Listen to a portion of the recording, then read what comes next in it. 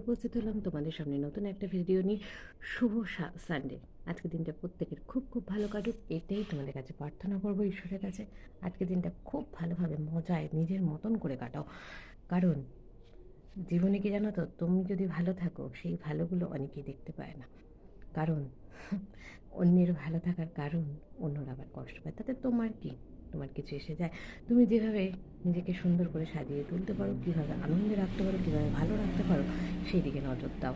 কোনটাতে তুমি বেশি আনন্দ পাও, কোনটাতে কোন কমফোর্ট জোনে থাকলে তুমি নিজেকে বেশি ভালো রাখতে চাও, সেইভাবে বাঁচো। অতীত অতীত নিয়ে ঘেটো না। অতীত তোমাকে কষ্ট ছাড়া কিচ্ছু দেবে না।